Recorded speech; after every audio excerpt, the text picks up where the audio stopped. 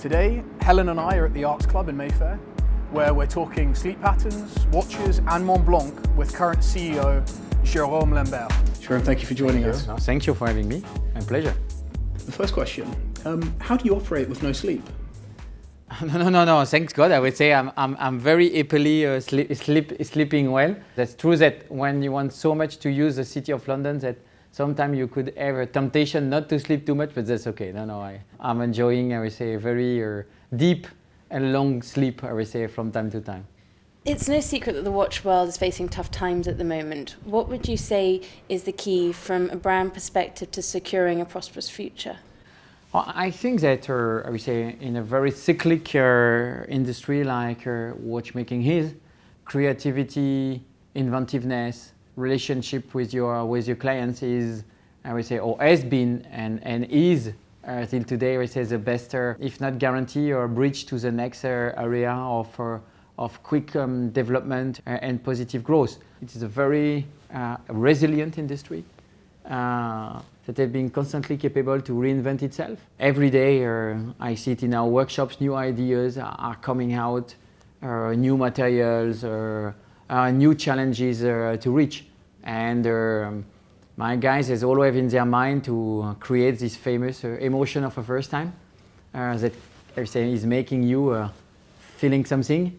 And that's still the bar and the only benchmarks that we have in our workshops. It's no secret that as you've moved through the watch industry, you've taken your management team, those around you, with you as you've developed. Why is that? That's probably, I would say, part of a nice story. I think that when you have a pleasure, a genuine pleasure to develop the thing, and when you have the chance to be in an environment where passion can be, I would say, the material, the substance to use to create, you're very willing to work, I would say, with those will have that passion to create. In your mind, what is the Montblanc identity? We see very high-end pieces and also more affordable pieces. I would say when it comes to a Montblanc product, we always say, a Montblanc product has to be a source of inspiration. And whatever is the category, I would say, from a writing instrument to a watch to a leather good, I would say, we try to be that additional source of surprise, this additional source of inspiration, brings you to create something with your writing instrument. I would say takes you to meet the next challenge with your watch or to travel all over the world with your leather. But we try, I would say, to invent, create products that will be, I would say, wishing to take along with you, that will be your best lifetime companion. And Jerome, I understand you're good friends with Waco, our founder. Yeah. He has sent me a question to ask you on his behalf. Oh. And I feel the pressure. It is this. Let's just say, for argument's sake, that you were CEO of Richemont Group at large, and you had one of your brand CEOs who went from one brand to another. Yeah. And in so doing that, has created some competition, some healthy competition. What would your advice to them be?